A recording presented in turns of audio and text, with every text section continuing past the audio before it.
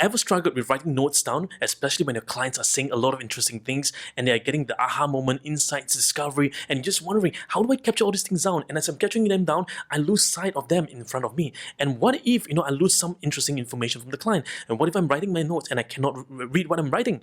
How many of you have such struggles? Well, in today's video, we're going to address how you're going to write your notes in your coaching sessions.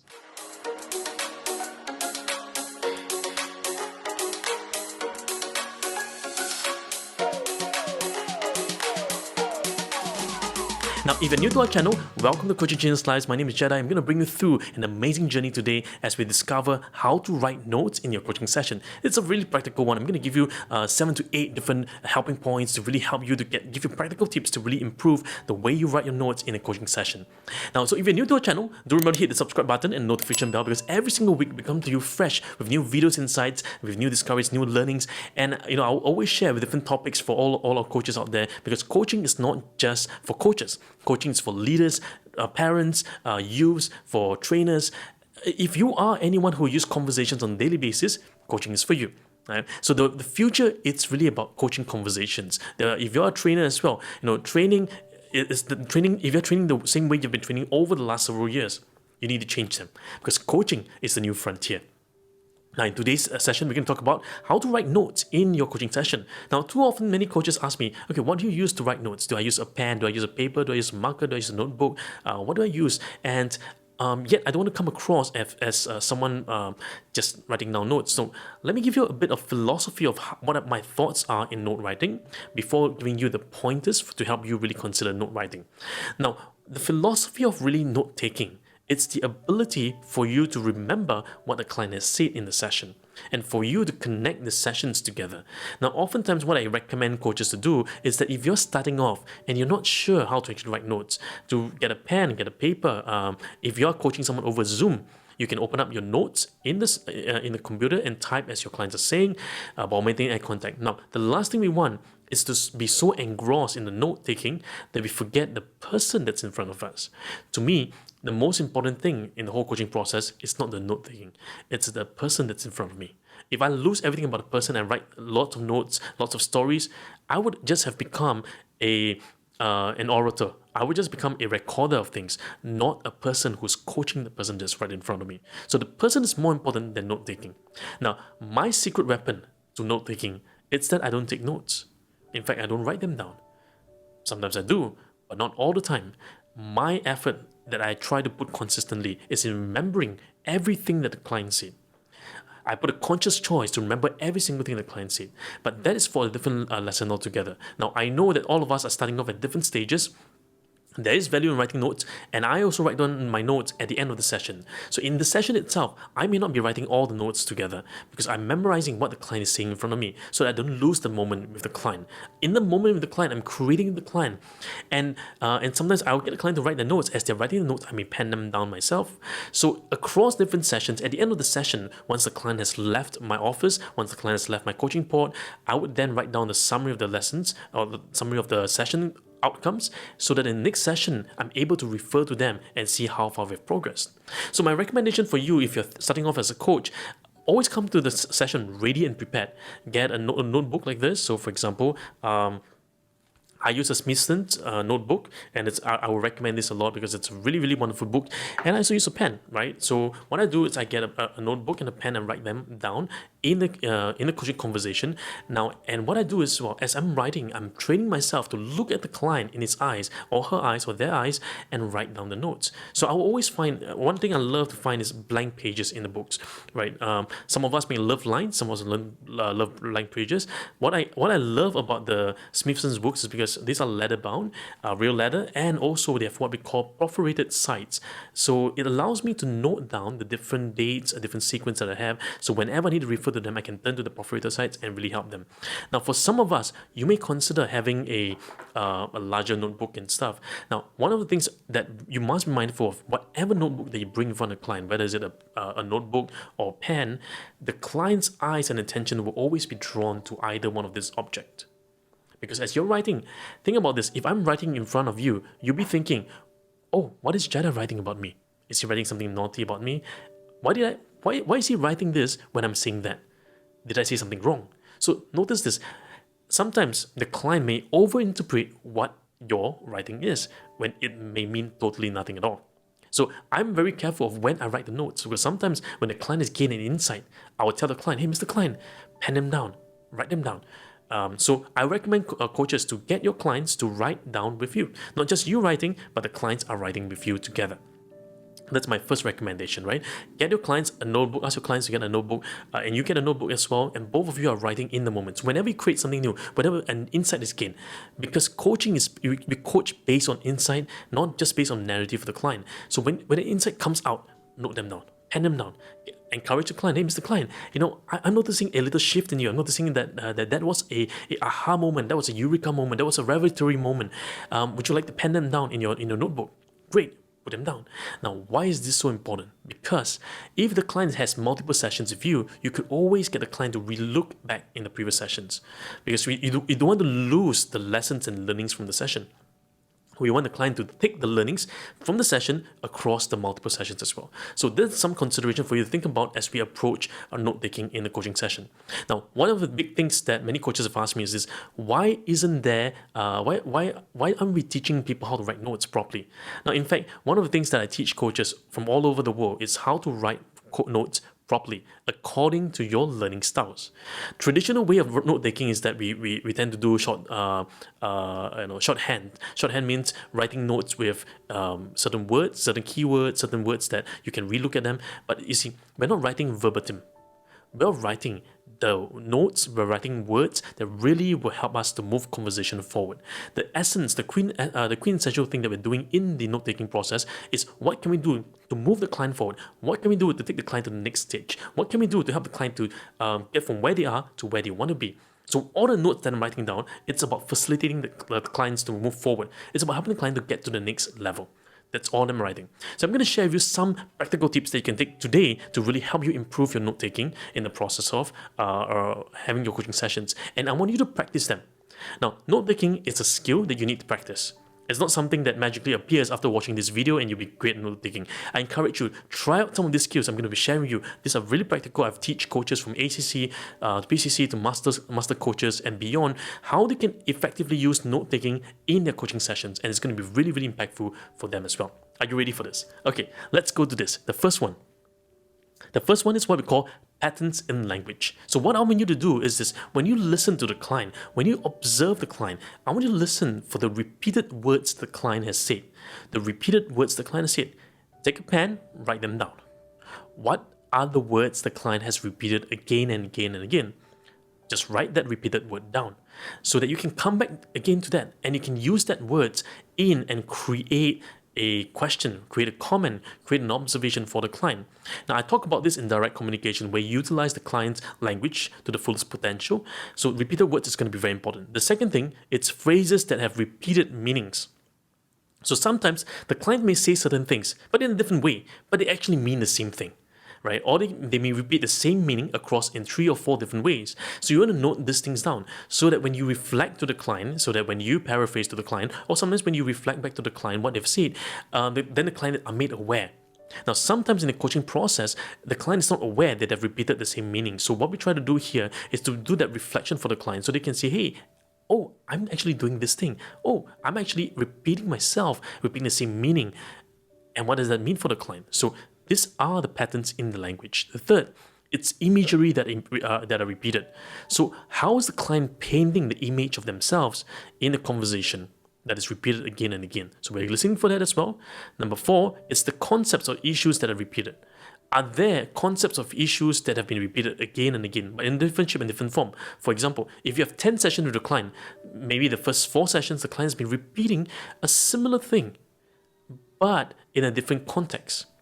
How are we as coaches utilizing the learnings and discovery from the different sessions and drawing them into the present moment to help the client to recognize there's a pattern that is happening? Now, for the client to break that pattern will enable them to move forward from where they are, to help them to get unstuck from where they are. Okay, the next one is patterns in the vocal inflections, the voice inflections. For example, when the client goes up and goes down, and you notice at a particular position, somehow the vocal inflection doesn't seem to be congruating or doesn't seem to be coherent with whatever that's articulating. For example, When that client talks about something really sad, I just lost a job, and the client laugh. I just lost a job, I laugh. Something is wrong, right? Something is not right. Something is not aligned. Something is not congruent. So vocal inflections is when we notice, hey, there's something not quite right about what the client is saying. There's something deeper that I'm hearing. There's something else. You're hearing beyond just the words. You're hearing the emotional shifts as well. So the patterns in language are what I would tend to write down, and I encourage you to write down as a practice, as a habit. Now, this has two folds. One, it's that you remember what the patterns were. Number two, it's you're able to use them back to the client in a reflective way, so that the client can use them, so they can use them in the client's questioning, the client's observation, the reflection of the clients, and in the process to allow the client to gain deeper understanding. Okay, so next one is this. Next one, it's about micro details. Moving from the macro level, the strategic level, to the micro details. So noting that the macro outcomes, note the macro outcomes that the client desires. What are the strategic outcomes? What are the big picture? What are the dreams? What are the destinies? What are the mission for the client? What's the big picture? Write that down. What is the micro tactics the client has employed or is attempting to employ? What have they tried? The micro details, the tactics they've tried. Note the connection between them. Is there a lack of connection? Is there some connection? Or is there something missing in the connection between them? So listening up for the macro and micro details and noting them down is going to be key, because you want to be able to draw the reference to them across and tie in the whole process. Now, if they are really high strategic level thinkers and they're seeing macro things, but they're not able to execute the strategy, execution is key, because everything that stays in the thought, everything that stays in the vision will always remain a vision, will always remain a dream. But we want to take the dream into action. So macro, micro details. The next thing we want the client to do is to identify trigger points. So you're noting down the trigger points that you're hearing within the client's language. For example, identifying the emotional shifts in the client, identify the context of the trigger, what happened that create this trigger. So triggers are little things that trigger us and they cause us to have an emotional shift in that context, right? So we're listening to this, we're identifying this, and what has the shift in the client? What are we hearing? What are we noticing? What are the things that has happened for the client? Are there repeated triggers across the other contexts? Are there other things that we notice of this? So what are the triggers across the other areas of their lives? What are the triggers across not just this issue, but across multiple issues? Are there similar triggers we're not identifying? So pen those triggers down. And the fourth thing is the client aware of the triggers themselves? Or is the coach aware? If the coach is aware but the client's not aware, how do we reflect back to the client so that they become clearer that these are triggers in their lives? Next, it's beneath the surface. Listen to the words beneath the spoken word. So when you listen beneath the spoken word, when you reflect back to the client and you identify that, pen those things down. What is not spoken? So my question I always ask myself is this: what is the client trying to tell me but they're not saying yet? What's the client trying to say to me? What is the unspoken thing the client is trying to communicate to me? So listen to the world of the client through the lens of their words. Listen to the world of the client through the lens of their words. The words create worlds. So their words gives us access into their world. Third, listening beyond the now to the future. But listening not just to the now and now, to the past, but listening beyond to the future. How does that change the client's life? How does that move the client forward? How does that shape the client's future? How does it help the client to move forward from where they are to where they want to be? So I'm listening to the language of the future for the client. Next, it's about finding the hidden secret place. Noting down the hidden secret place of client, because guess what? In the coaching context, sometimes the client may feel very vulnerable in front of you. They may feel naked. They may feel a sense of insecurity because now everything's being exposed.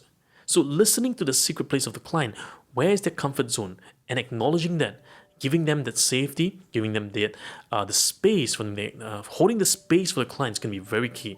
So how do we know when to hold the space? Is when you identify that hidden secret place. And the small still voice on the inside that you're hearing that's reverberating in the conversation itself. And that place of safety the client can get to whenever they're feeling afraid.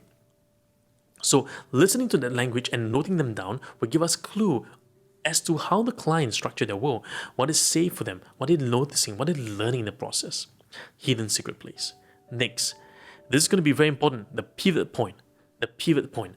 when in the conversation, as you hear the client, there will always be time when you notice, hey, there's a shift now. There's an emotional shift, there's a psychological shift, there's a physiological shift. Whatever the shift is, we're listening for the point of inflection. The point of inflection when the client says, hey, enough is enough. I'm going to do this. I'm resolved to do this. I'm resolved from today to move forward in that. What is the client's resolve today? What are they resolve from doing and towards the awareness, the new awareness they're getting? So how are they pivoting from where they are now to where they want to be? So suppose the client thinks that, okay, this is the journey I'm going forward, but from today onwards, I'm going to pivot myself, I'm going to move in a new direction, I'm going to move away from here to somewhere else. How do I move that? How do I pivot that? How do I change my direction? What is my pivot point? Okay, so pivot is going to be very important. In the subsequent videos, I'm going to create maybe a 5-part mini series about how do you create pivotings in your coaching conversation. Now, if you want to find out the videos, do remember hit the subscribe button and the notification bell, because I'm going to share in the subsequent weeks as well the 5 key elements of creating pivots in the conversation. Now, next, learnings and insights. Note down the learnings across the sessions and note down the insights and actions that follow in the conversations. When the client gets an insight and learning, don't just brush it off. Take time. Ruminate on it. Take time. Design and actions on it.